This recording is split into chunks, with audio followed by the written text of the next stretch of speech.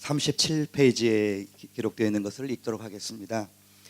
저는 현재 미션 코칭 연구소 또 연구원의 원장으로 맡아 사역을 하고 있는데, 제가 맡은 것은 선교사의 성품 개발 운동입니다. 그래서 이번에 제2회 기독교 대한감리회 세계 선교사 시니어 대회에 선교사 성품 개발 운동을 좀 재창하고 싶어서 여러분 앞에 섰습니다. 들어가는 말입니다. 21세기를 가리켜 선교 신학자들은 더 위대한 세기, The Greatest 가 될 것이라고 예견하였습니다. 지난 2000년간 경험해보지 못한 대추수를 눈앞에 두고 있다는 의미일 것입니다. 뿐만 아니라 서양의 선교 주도 시대에서 이제는 2, 3세계 국가들이 선교를 주도하는 세기가 된다는 의미도 담고 있습니다.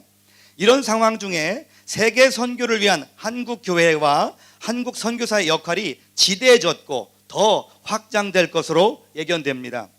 지난 7월 KWMA와 KWMC가 공동 주최한 제5차 세계 선교 전략회의 엔코이 5차 대회에서 125년의 한국 교회와 선교 그 벤치마킹 모델 만들기를 주요 주제로 다루었습니다.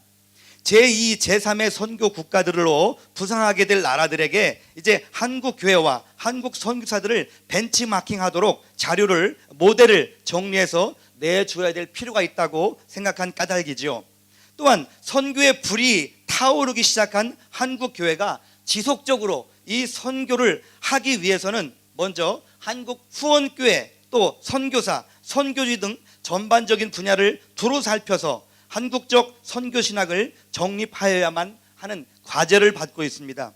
무엇보다도 교회는 목회자만큼 성장한다는 말과 같이 선교 역시 선교사만큼 선교가 된다고 할 때 선교의 중심축에 서 있는 선교사 자신을 심도 있게 관찰하여 부족한 부분은 보충하고 장점은 최대한 역량을 발휘할 수 있도록 해줘야 할 필요성이 대두되고 있습니다. 뿐만 아니라 선교지의 다양한 상황 속에서도 선교사를 통하여 맺히는 열매들이 어쩌면 그렇게 선교사를 그대로 담고 있느냐는 말입니다. 그러므로 한국 선교사 자신에 대한 심도 있는 다각적인 연구와 그에 대한 대안을 제시하는 일은 빠르면 빠를수록 좋다고 하는 것입니다. 그러므로 여기서 저는 한국 감리교 선교 신학 정립이라고 하는 주제 아래 세계 선교를 위해 한국교회가 당면한 한국형 선교 수립, 한국교회 선교 지속이라는 과제 앞에 이 두 가지를 충족시킬 방안은 선교사 자신의 연구에 있다고 확신하며 예수 그리스도를 닮은 선교사들을 만들어내야 한다는 요지로 글을 쓰면서 제2회 기독교 대한감리회 세계 선교사 시니어 대회에서 선교사 성품 개발 운동을 재창합니다.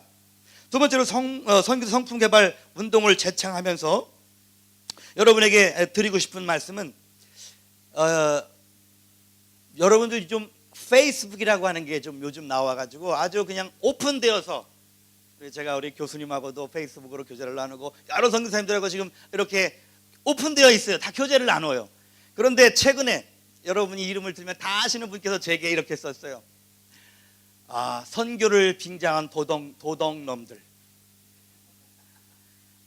우리는 다 알기 때문에 그분이 어떤 선교지에서 얼마나 정신적인 타격을 받고 한국에 돌아오셔서 그런 질병을 치료 중이시고 그랬다는 걸 알기 때문에 이성상이라고 하는 사람에 대해서 오해를 안 해요. 그러나 저를 친구로 맺고 있는 나머지 800여 명의 사람들은 이성상이라는 사람이 뭐 겸손하고 잘생겼고 똑똑하고 그런 줄 알았더니 이렇게 나오는 수도 있지 않겠는가 생각할 때 얼마나 이 선교사님들의 정신적인 문제 뿐만 아니라 선교사님들의 그 속사람을 개발시키는데 선교사 7개 선교사 훈련 기관뿐만 아니라 이제는 우리 제8개 신학 선교 훈련을 좀 제가 만들면 어떨까 하는 그런 생각을 해요. 왜냐하면 지금 나가 계신 선교사님들을 다시 한번 우리 치앙마이 선교센터에 불러서 같이 두리안 먹고 같이 공치면서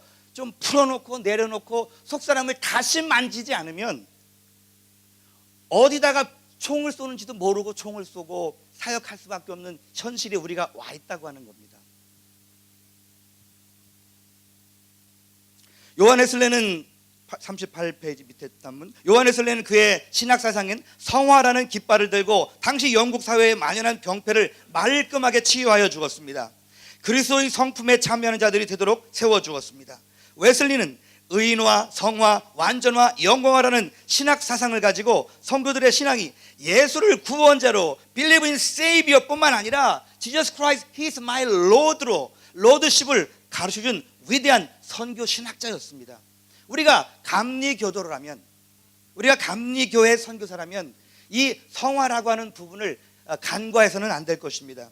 성품이란 태어나는 것이 아니고 만들어지며 형성되어 가는 것인데, 이것은 습관과 영적 훈련 그리고 성령님의 도우심으로 그리스도를 닮은 사랑, 그리스도를 닮은 희락, 화평, 인애, 순종, 겸손, 충성, 감사, 인애, 용기, 성실, 정직, 절제, 온유, 관용, 섬김, 책임, 긍휼, 이러한 것들을 하나하나 만들어 우리들의 내적인 사람을, 우리들의 그리스도를 닮은 우리의 속 사람을 만들어갈 필요가 있습니다.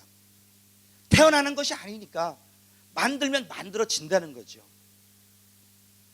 그러므로 한국 감리교회에서는 촌각을 다투어서 하나님의 사람을 세우는 운동, 예수 그리스도를 닮은 성품을 가진 선교사를 만드는 선교사 성품 개발 운동을 일으켜서 한국 감리교 선교신학이 지향하는 총체적 선교, 동반자적 선교, 협력 선교, 다각적 선교, 교회와 연합하는 선교, 교회 성장의 열매들이 맺혀지도록 하여 한국 교회와 세계 교회가 복음 전파의 위대한 대행진이 계속되도록 해야 할 것을 제창합니다.